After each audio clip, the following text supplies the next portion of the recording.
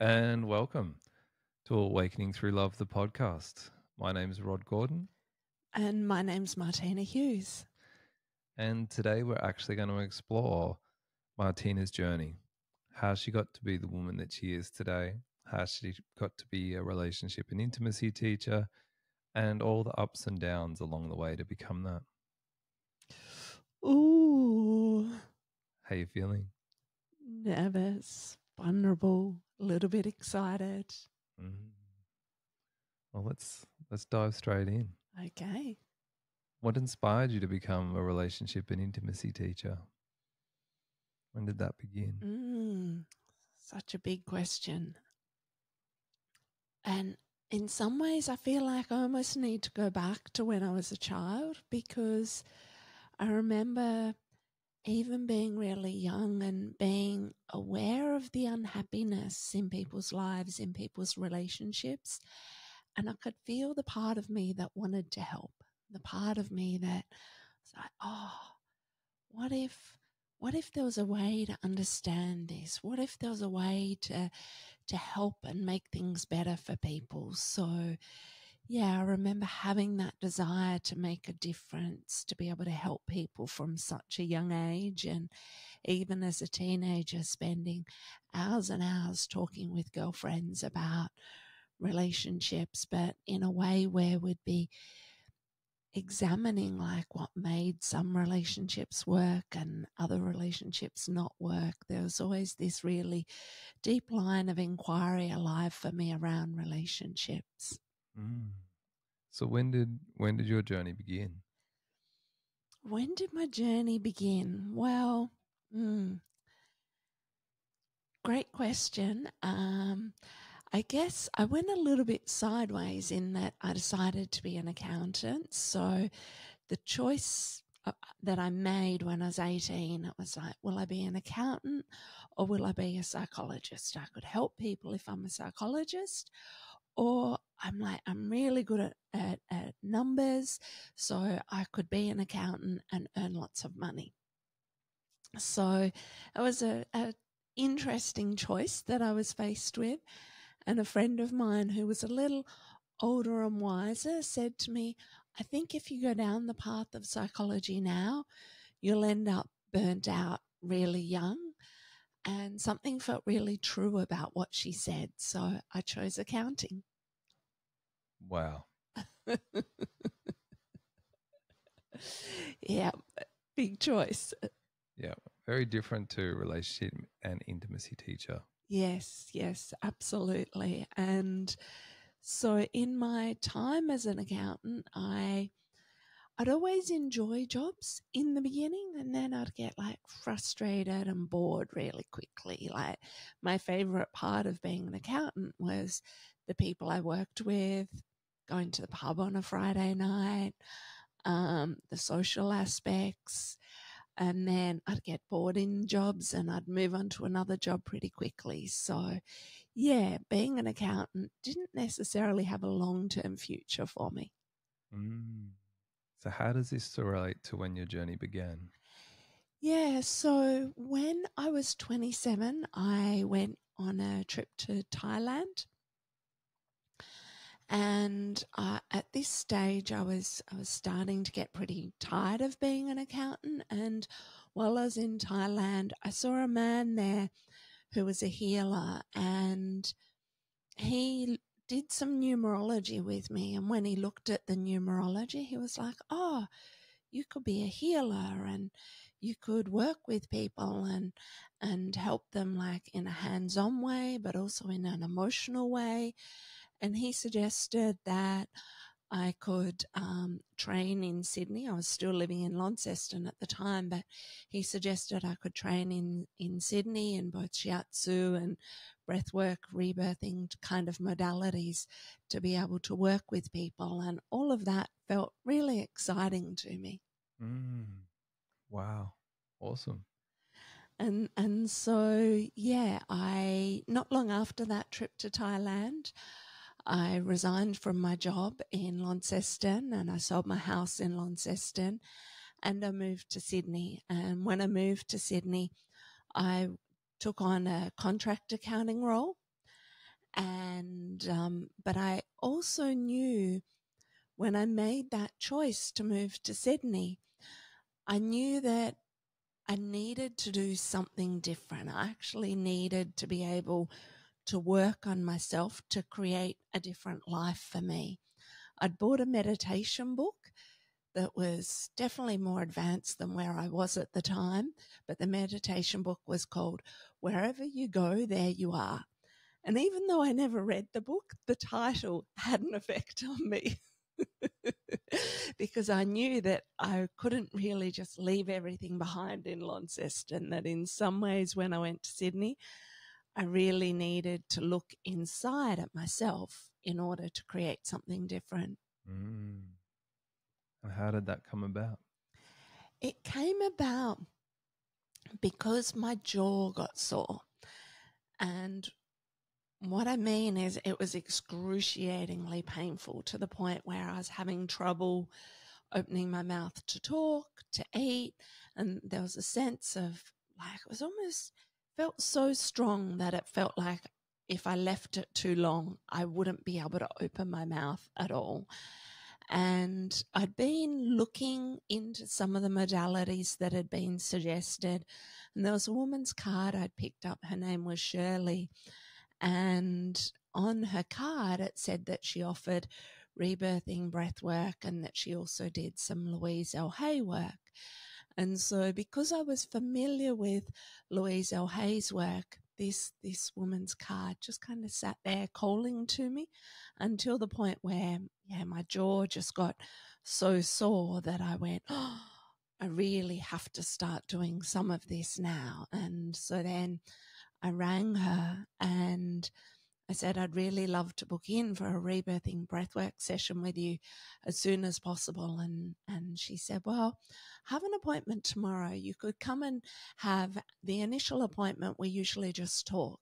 And I went, no. I've done enough talking in my life. I'm ready to actually do some work. And I want to do this rebirthing breathwork thing. Even though I don't know what it is, I'm ready to do it. And she was a little bit reluctant. She talked to me a little bit longer and then she agreed and she booked me in for 9 o'clock the next day. Wow. Awesome. Yeah, it was a big step for me. And even though I didn't know what I was doing, something felt really right about it. Mm. And that was your first step to becoming a relationship and intimacy teacher? Yeah, definitely. Because with the rebirthing and breath work, what happened in those sessions was that I started to feel more alive. There was a sense of waking up and some of the fog of my life kind of falling away, all the patterns and the dysfunction, and defining myself through the work that I did or through my friends, through my family. Those things started to fall away and I started to know who Martina was for the first time. Mm. And I also had a strong experience that she referred to as Kundalini energy moving in my body. And I didn't understand much about it at the time, but it was like this physical experience and energetic experience of just electricity and pulsation and like orgasm just running up my spine. Mm. And that happened in one of the rebirthing breathwork sessions with her. So there was a lot of changes that happened very quickly in that 3 or 4 month period of doing sessions with her. That sounds amazing. It's incredible. Yeah, okay. So what did you do after that? So after that, I moved to London. It had always been a lifelong dream for me to live and work in London. And so, and I needed to go there before I turned 28 because I could only be eligible for the working visa up until 28. So I arrived in London a few weeks before my 28th birthday and I got a job there working still in finance. And At the same time that I was working in finance in London, I was studying shiatsu. So I'd go to shiatsu college one night a week and on weekends sometimes. I also did a lot of traveling while I lived in London. But part of what really inspired me during that time was studying shiatsu. There was something about touching people's bodies physically, energetically, understanding the meridians, and being able to recognize that my touch could make a difference for people that was really uplifting and nourishing and really gave me something to look forward to. Wow. That sounds fascinating. Yeah, it was really beautiful. I loved studying shiatsu, and it gave me a way through when I'd be frustrated and pissed off with being an accountant and sick of preparing financial reports. So I'd be like, I'd get angry and a little bit crazy, and there was a sense that going to shiatsu kind of kept me sane and grounded during that time, and also my friends in London, because I had to do practice sessions, so they really enjoyed the practice sessions, so it kept them grounded too. Free shiatsu. Mm-hmm. I see. Wow. Great benefit.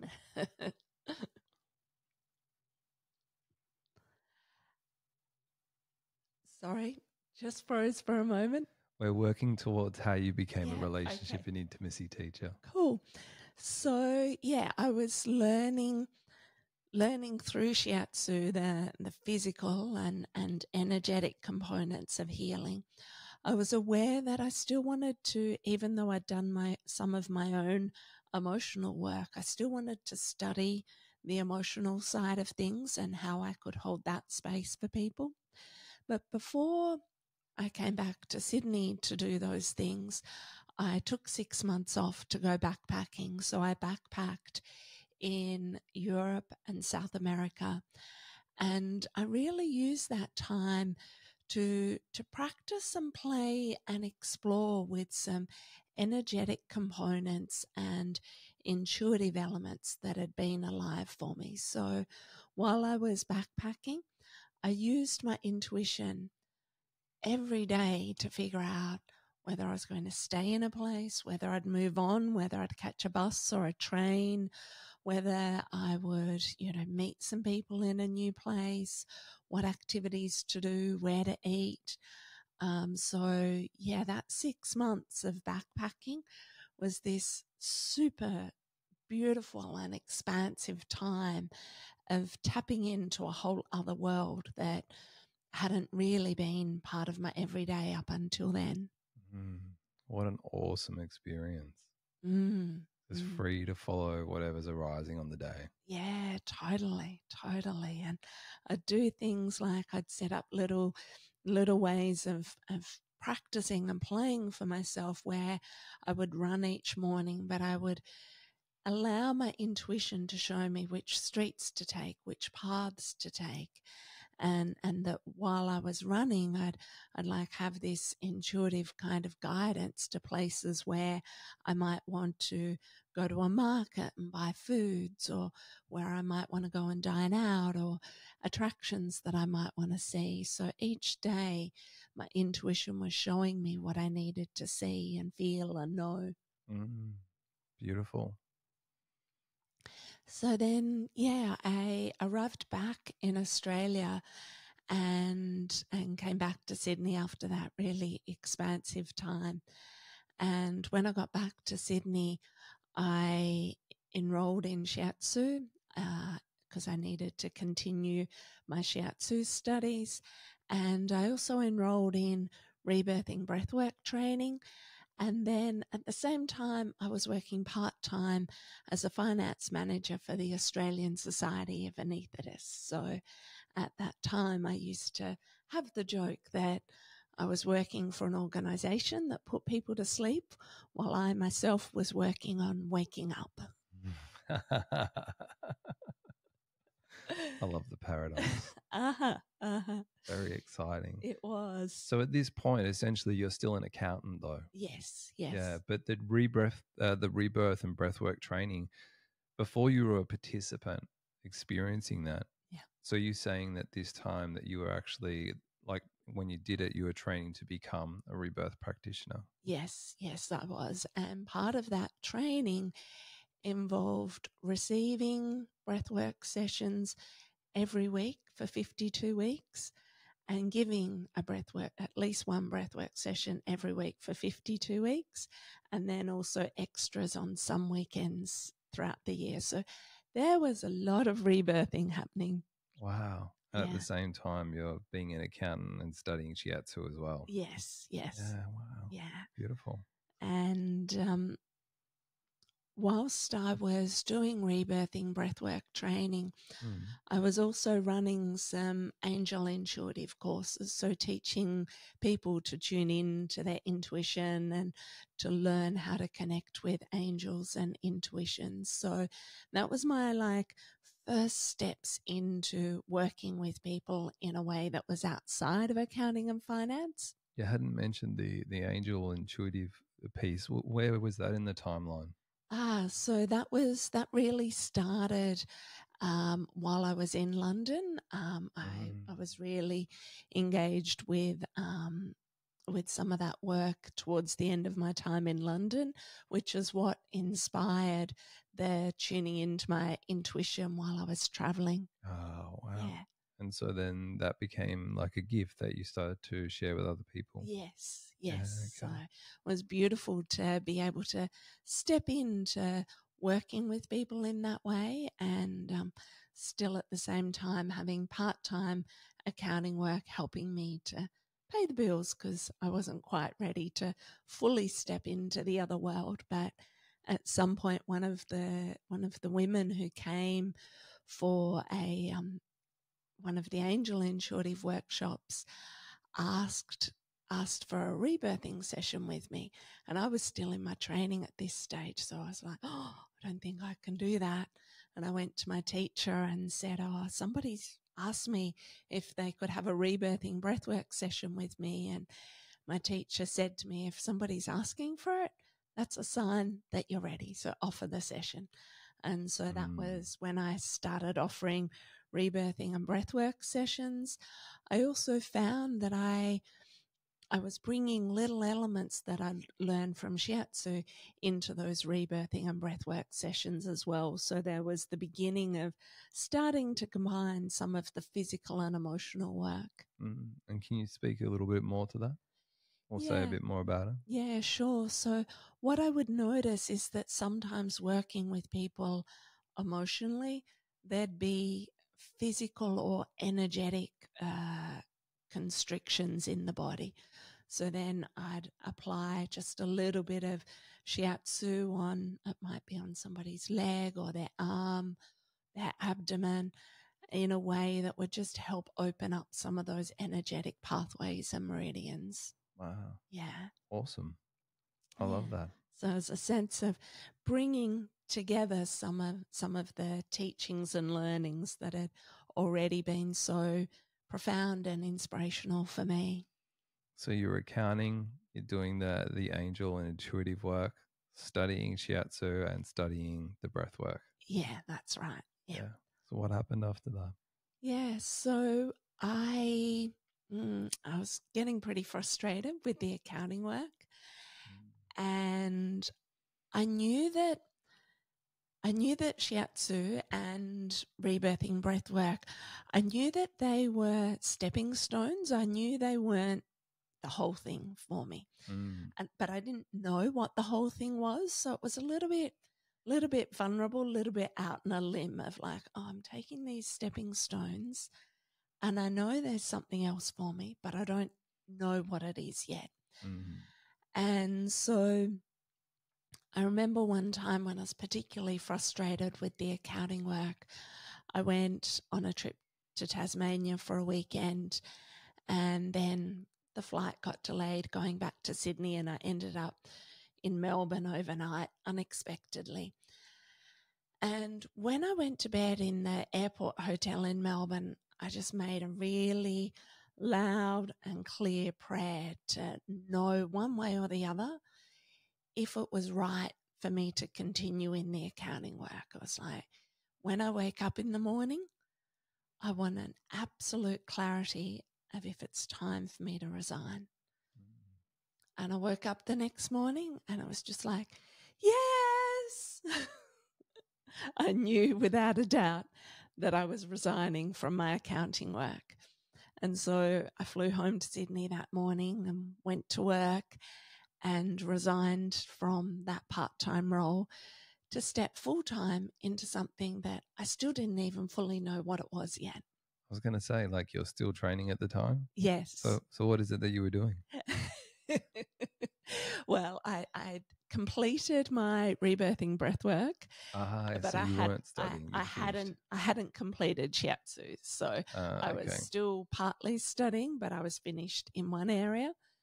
The other thing that was present at the time was that some friends of mine were going to a retreat in Queensland, and it was a tantra retreat, and I'd always been kind of curious about tantra, but thought it would be something I'd explore with a partner. But I'd been single for a long time, so the three friends who were going were all single, and I went, oh, so maybe I could go single as well. And some of the things that were particularly interesting to me about it was that they spoke about how the man who was facilitating was somebody who could give a woman an orgasm from the other side of the room. Wow. And I went, that sounds like something I want to know more about, or perhaps even feel more about. Something you'd like to experience, perhaps. Yeah, certainly. I was very curious about that. There was a sense of I'd be curious about that.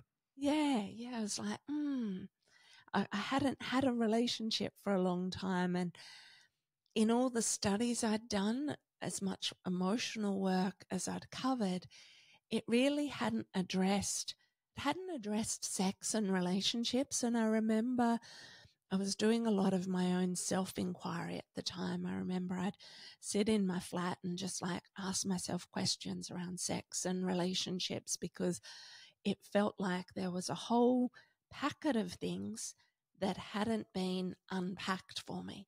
So I also had the sense that going to this retreat might help me with some of that unpacking. Yeah, and those topics are so taboo in our culture, so rarely addressed and so rarely addressed skillfully. Yeah, the training we were given in shiatsu training was that if anything of a sexual nature arose, to just actually move to the person's feet and work on their feet. That was the instruction? Yeah. Wow. Yeah. Okay. Yeah. Where does shiatsu come from? Well, shiatsu comes from Japan. So it's very much working with traditional Chinese medicine, but also the Japanese interpretation of the meridians. And so when shiatsu is given, the person is wearing loose-fitting clothes, and then it's gentle leaning on pressure onto the body. So it's working energetically and physically. But avoid any sexual energy or anything at all. Yeah. At all costs. Absolutely. And so it felt like a missing for me. I was kind of like, can't believe I've spent quite a lot of time by this stage in these modalities, exploring and training and doing my own personal work, but sex and relationships felt very much unaddressed. That seems consistent, though, even in Western culture, not just Eastern culture. Yeah, absolutely. Like with modern psychology and counseling, there's a real avoidance almost of those topics in a lot of ways. Yeah. I think that there's so much power in sexual energy that it's often frightening and overwhelming for people, and so it just kind of gets placed in the taboo box. Absolutely. As if it's in the taboo box and we don't talk about it, we don't have to feel all the uncomfortable feelings that come with it. I think the other thing I realized for myself is how grateful I was that I hadn't gone down the path of traditional psychology, because I think I would have had parts of me locked and shut away if I'd gone down that traditional path of psychology as a young person, whereas taking the path that I took meant that things arose at the right time when I was ready to begin unpacking in that area. Yeah. And I like, my experience is that in like psychology, there is space to talk about sex and relationship, but no skillful guidance or tools to actually create deep intimacy or to understand some of the dynamics or things that happen sexually, or what that sexual energy actually creates in a human when it's not felt and not addressed, and how it actually leaks out in other behaviors. There doesn't seem to be anything around that. Yeah, for sure. I'd agree with that. Mm. So you mentioned that your friends were going to a tantra retreat as singles, and that meant that you could go. What else? So I enrolled, Ah. and I was terrified. When I enrolled, I was like my regular self. I'm all like gung ho and like, yep, I'm doing this and I'm off. And so I was like super excited, like, and then for the 2 days before it started, that's when the terror kicked in. I was on the Gold Coast visiting a friend on the Gold Coast. And I realized that I was just like, there was this part of me just constantly thinking about ways that I could avoid going. Like I was so frightened, to the extent that even when my friend drove me from the Gold Coast up to Mount Tamborine, the road up there is quite windy. And as we're driving around each twist and turn of the road, I was sitting there having fantasies of undoing the door of the car, wrong way around, undoing the door of the car and rolling out of the moving car down the hill so I didn't have to go to that retreat. That's how extreme my fear was. I totally understand. Wow. And so, did you jump out of the car? No, I did not jump out of the car. I knew enough to know that if I was that afraid, there was clearly something strong being activated within me that was part of my journey. Mm. So I was just like, okay, something really, really strong happening here, and I want to run away, which is the reason why I need to actually be leaning in right now. So, how did you do that? Whenever I could, interrupting the fearful thoughts, interrupting my fantasies, and just coming back to breathing and trying to be as present as I could be, which wasn't very present at all, just to be really honest. Awesome. And then, I arrived at the event and was still terrified. I remember checking into my room with one of my girlfriends, and then afterwards walking across the lawn back to the kind of communal area where people were socializing. But as we were walking across the lawn, I had this interesting experience where I felt like a shot of electricity go up my spine. And I was a bit taken aback. I wasn't sure what had happened. So I remember I turned around and looked over my shoulder, and then I saw the facilitator of the retreat. And I was like, oh, I've just had some initial response, even to being however many meters across the lawn was in distance. I was like, interesting. Mm-mm. Would you like to ask me a question? Well, yeah. What happened? So, you obviously went to the retreat. Yes. So, could you describe what happened at the retreat, Yeah. or your experience? What is it you'd like to share about your journey? Sure. So, the very first night of the retreat, I cried a lot. It was like as if something inside of me broke, And there was a sense of not being able to hold back tears. And there was no sense of any particular content. In hindsight, I could say that it was my longing to open, but I didn't know that at the time because there was just this, uncontrollable tears and letting go. And I went to bed still very much in a space of lots of tears and crying. And then when I woke up the next morning, there was a sense of being refreshed. It was like, oh, I'm here to have an experience and I'm going to have that experience. So the fear had gone, the tears had gone, and then I was ready to have the experience of the event. Mm.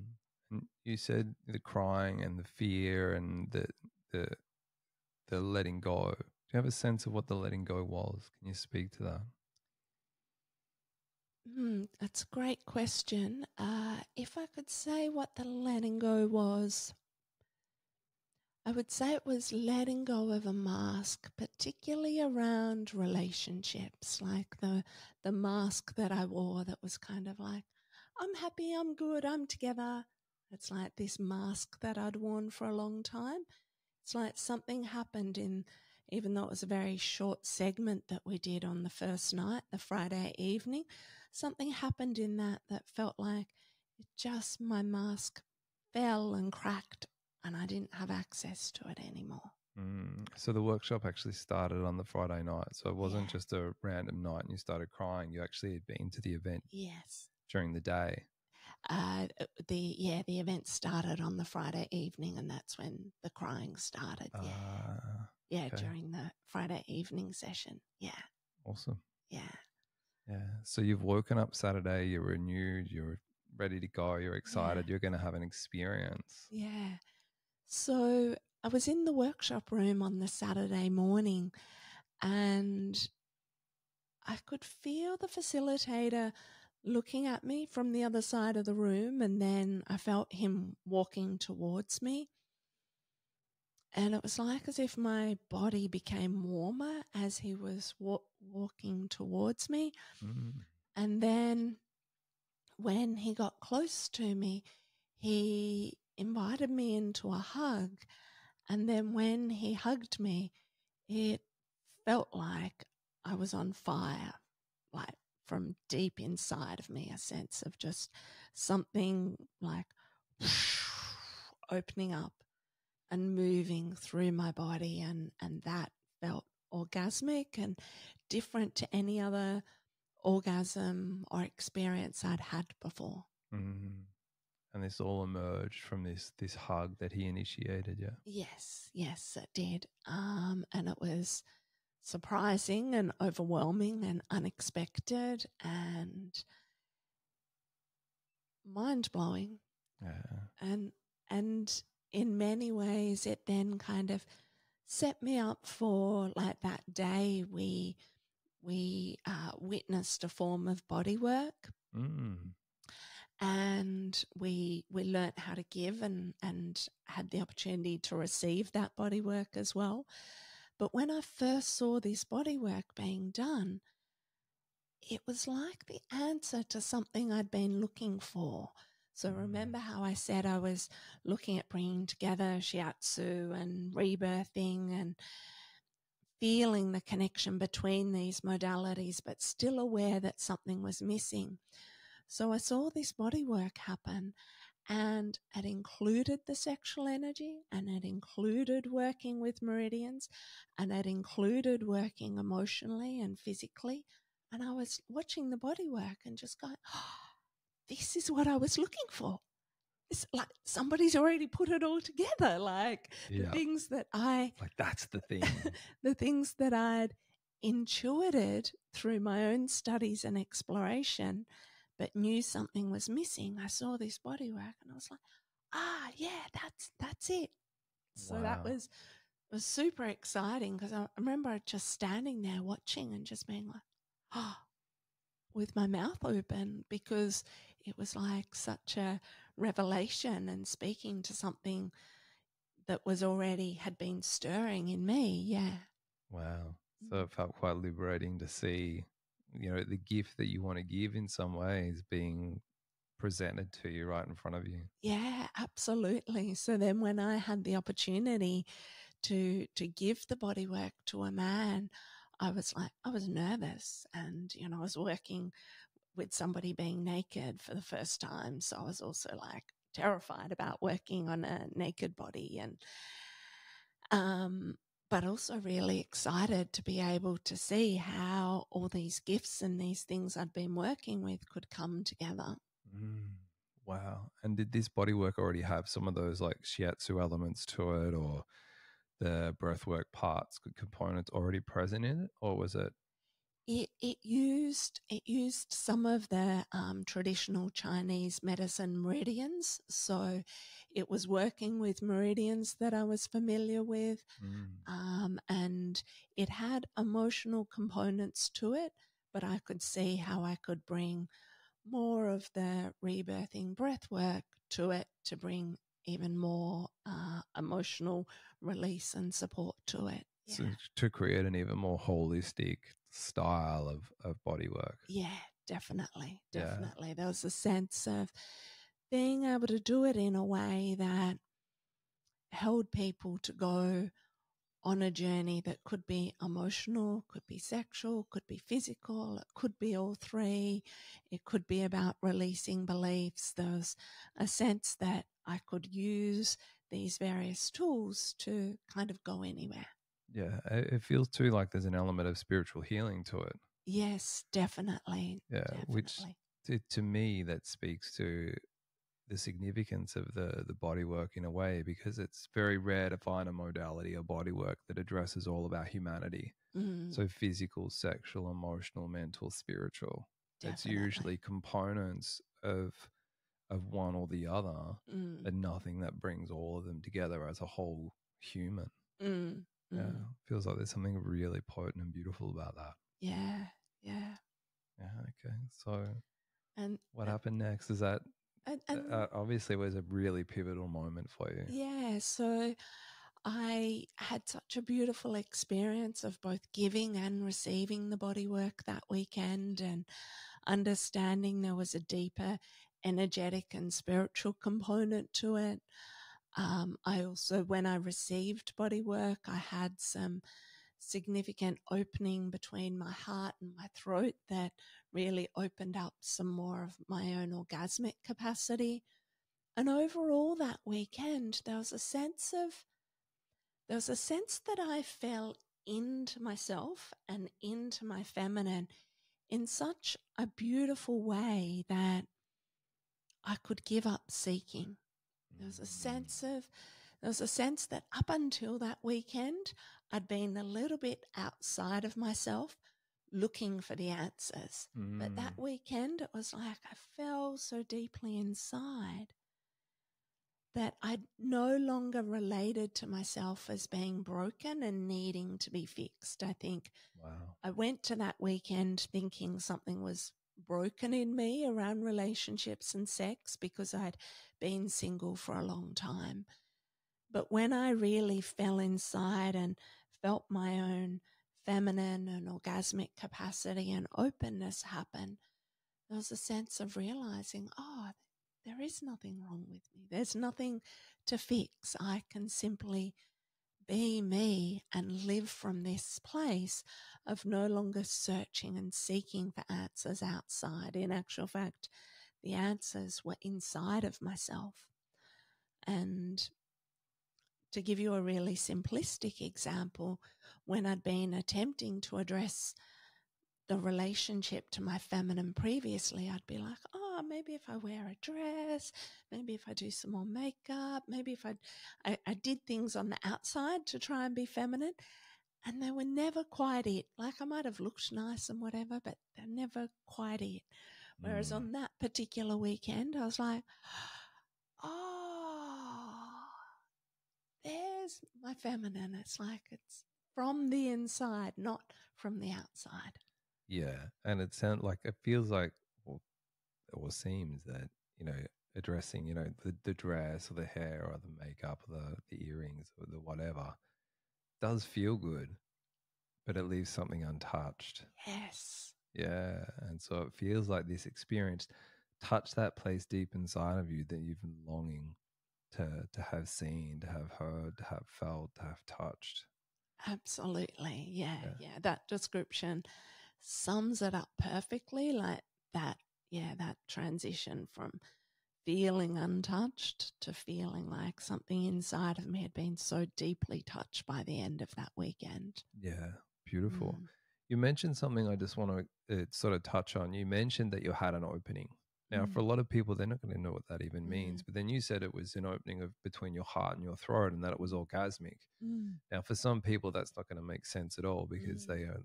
they have sex during an orgasm during sex, Yes. and for some people, they don't even have that. Yeah. So, can you talk a little bit more about that or what that actually means? What an Mm. opening is? What does it feel like? What does it serve? Mm. And how does the opening between your heart and your throat relate to that orgasmic experience? Yeah. So there was, and there was a sense that orgasmic and sexual energy was moving through my body, but almost like getting stuck around here. So the upper part of the chest. And that in experiencing the opening that I experienced, it was like as if energetic and physical pathways through my throat opened. Um, feel really clumsy right now. I'm not sure what the words are, but So the energy wasn't coming from the heart, it was coming from the lower belly or the yeah, genitals, moved up to the heart. For some reason, it got unlocked there. And yes, that felt like the opening. And then the yes, energy moved up towards the throat. yes. And how was it expressed? Or did it move from there? Or did it stay there? What happens from there? Yeah, there was a sense that as that opened through the area from the heart to the throat, as that opened, there were sounds and there was emotions and orgasm, but then it also amplified the energy through the whole body. So then there was a sense of more energy in the pelvis and the genitals, the belly moving up through the body. So it's a sense of almost the more this part opened between the heart and the throat, the more energy I felt everywhere, such that my whole body was tingling and buzzing with this energy and sense of being in the openness that I experienced of like it felt as though an orgasm was on the other side of each and every breath. Mm. So it was like opening a floodgate in some way to a way of being or an experience that it feels like you intuited to some level that you knew there was more, but didn't know the extent of what was available. Yeah, yeah, for sure. And very much that I took that experience home with me after the retreat in that I was like I was in a bliss bubble. I was Mm. just like I was living in a flat in Sydney on my own, but I'd go for beautiful beach walks and I'd just be like feeling really alive and buzzing and tingling, and I could take a deep breath and feel orgasmic energy, and there was a sense of feeling deeply blissful and peaceful in everything that I did. And when I was home alone, sometimes I would feel as though the world outside had stopped, to the extent that sometimes I would even go over to the window to look outside to see if there were still cars and people moving around. Like there was such a different quality and experience inside of me that, yeah, I literally believed the world had stopped at times. And then I'd go to different community events like satsang or dance in Sydney, and everybody was kind of noticing that something was different about me, and people were responding to me differently. I felt different. And yeah, life took on a whole other quality around that time. Mm. That sounds amazing. It was really beautiful. Yeah. That feels like a really good point to stop. I want to explore. I feel like there's more available in the retreat. Yes. to explore? Yes. Yeah. There's more there, so perhaps we hold that for the next episode. Yeah. Yeah. Yeah. Okay. It Yeah. feels like a Beautiful. good place to stop, and then Yeah. we'll take off from there for the next one. Yeah. Beautiful. Thank Beautiful. you. No, thank you. Thank you for sharing, and thank you for your vulnerability. And I know it was hard to get going, but it feels like there's so much in your journey, and there's so much to actually explore. There's so much we could pick up on in all of that, but just want to keep it in bite-sized chunks so people can dive in. So that feels like a good place to stop, and we'll pick it up on the next one. Awesome. Thank you. Thank you. Thank you everyone for listening.